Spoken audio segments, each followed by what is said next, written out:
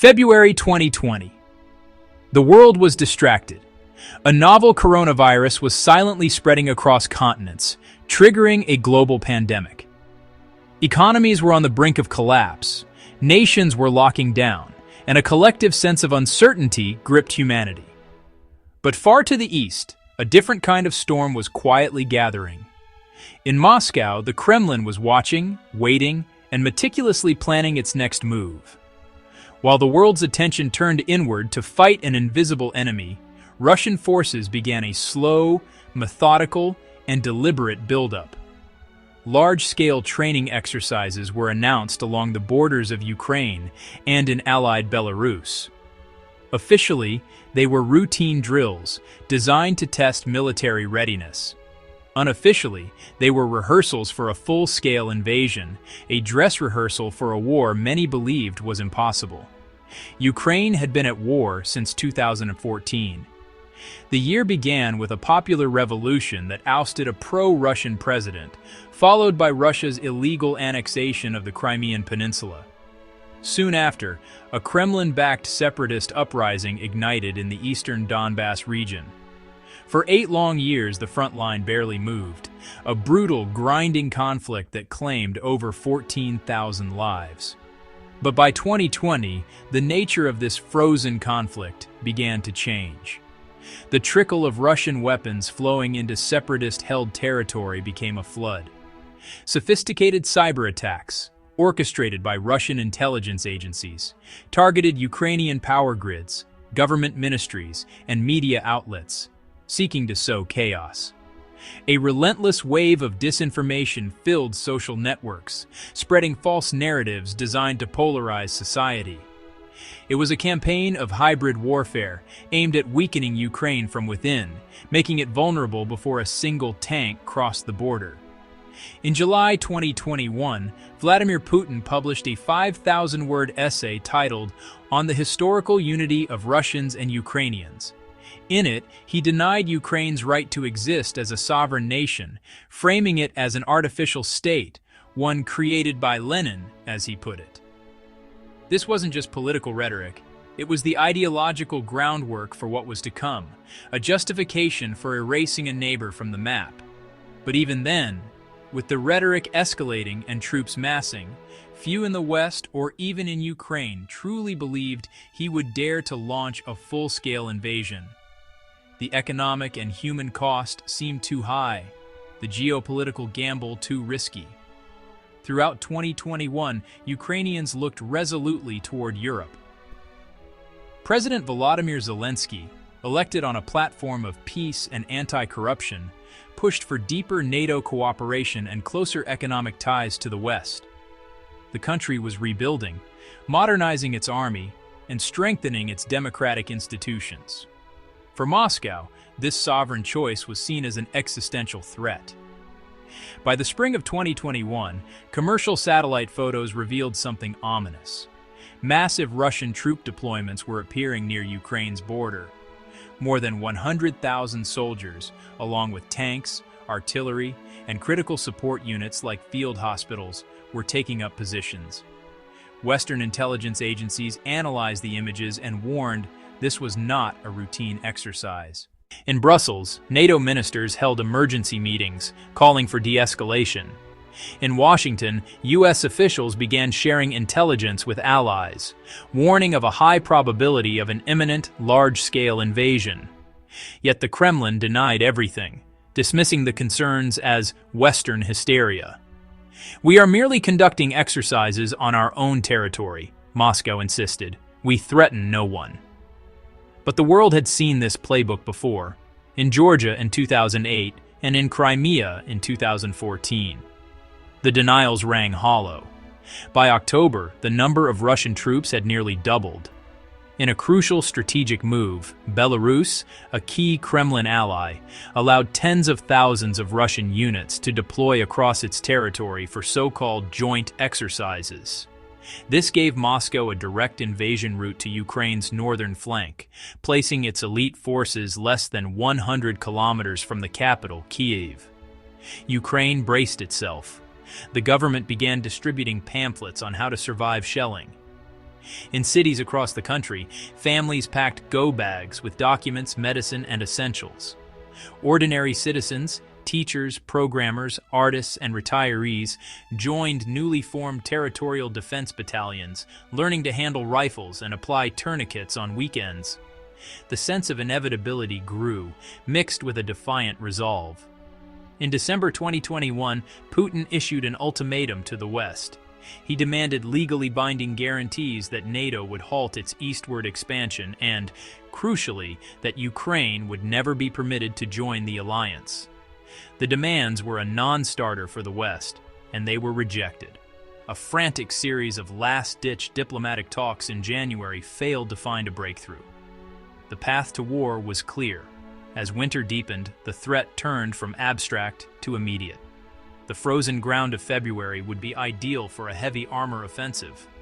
By early February 2022, satellite imagery confirmed the largest military buildup in Europe since the Second World War. More than 190,000 Russian troops, forming over 120 battalion tactical groups, now surrounded Ukraine on three sides. The invasion force was in its final position. To the north, elite airborne units and armored divisions were poised in Belarus, aimed directly at Kyiv. To the east, a massive concentration of forces threatened Kharkiv and the Donbas. And to the south, the Black Sea Fleet prepared for amphibious landings, while troops in Crimea aimed to seize the entire southern coast. The invasion clock was ticking. The world held its breath. And yet, on the night of February 23rd, life in Kyiv felt deceptively normal. The streets were calm. Restaurants were open. Children were asleep in their beds. Despite the dire warnings, few believed the war would truly come that night. But just before dawn on February 24th, the world changed forever. At 4 a.m., Russian cruise and ballistic missiles streaked across the sky. Explosions lit up the horizons of Kyiv, Kharkiv, Odessa, and Mariupol, targeting airfields, command centers, and military depots. Simultaneously, columns of tanks and armored vehicles rolled across the borders from Belarus, Russia, and occupied Crimea. The full-scale invasion had begun. In a pre-recorded address, Putin announced a special military operation, claiming its goals were the demilitarization and denazification of Ukraine, a baseless pretext for an unprovoked war of aggression against a sovereign democratic nation. As Russian forces advanced, President Zelensky refused offers to be evacuated. He stood before his people and declared, "The president is here, our troops are here, citizens are here. We are all here protecting our independence, our country, and it will remain so." Within hours, thousands of civilians flooded into underground metro stations, seeking shelter from the bombardment. Families huddled together on cold concrete platforms, listening to the muffled thunder of distant artillery. Ukraine, a peaceful democracy of 44 million people, was now fighting for its very survival. The Kremlin's plan was a lightning strike on Kyiv. The key was Hostomel Airport, just outside the capital. Russian elite paratroopers descended in a swarm of helicopters, aiming to seize the airfield to fly in thousands more troops and heavy equipment. But they were met with ferocious resistance from the Ukrainian National Guard. The airport changed hands several times in a brutal, chaotic battle. Though the Russians eventually secured the heavily damaged airfield, the delay was critical. It shattered their plan for a swift decapitation of the government. As March began, the main Russian ground force, advancing from the north, bogged down. A colossal armored column, stretching over 60 kilometers, stalled on the roads to Kyiv, plagued by fuel shortages, logistical failures, and relentless Ukrainian ambushes. Small, mobile Ukrainian units, armed with Western anti-tank weapons like the Javelin and NLAW, inflicted devastating losses on the invaders. The forests and suburbs north of the capital became a graveyard for Russian armor. The battles for the satellite towns of Bucha, Irpin, and Hostomel became the focal point of the fight for Kyiv. To halt the Russian advance, Ukrainian forces made a difficult choice.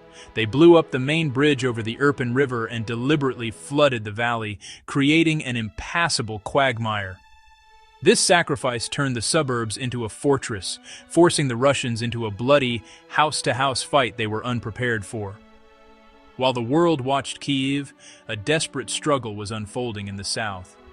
Russian forces surged out of Crimea, capturing the city of Kherson in the first week of March. Their next objective was the port city of Odessa, but their path was blocked at Mykolaiv, where Ukrainian Marines and local defense forces mounted a heroic defense, repelling wave after wave of attacks. Further north, at the small town of Voznesensk, local defenders blew up a key bridge and fought off a Russian armored group, halting a crucial pincer movement toward the South Ukraine nuclear power plant and Odessa.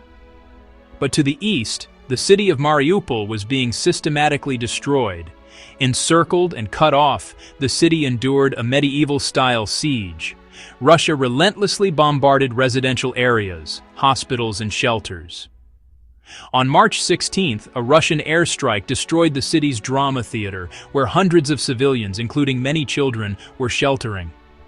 The city's last defenders, a mix of Marines, National Guard, and the Azov Regiment, were pushed back into the sprawling Azovstal iron and steel works, beginning one of the most iconic and tragic last stands of the war. By the end of March, the Kremlin's plan had failed. Facing unsustainable losses and an unbreakable defense, Russian troops began a full-scale retreat from the Kyiv, Chernihiv, and Sumy regions. They claimed it was a goodwill gesture to aid peace talks, but in reality, it was a stunning military defeat. The myth of Russian invincibility was shattered in the fields and forests of northern Ukraine. As Ukrainian forces liberated the towns north of Kyiv, they uncovered horrifying evidence of war crimes. The streets of Bucha were littered with the bodies of civilians. Mass graves were discovered. Survivors told stories of summary executions, torture, and systematic brutality. The world watched in disbelief and outrage. The name Bucha became synonymous with the depravity of the invasion. The invasion of Ukraine marked a definitive turning point in the 21st century, a clash not just of armies, but of ideals: autocracy versus democracy, repression versus freedom.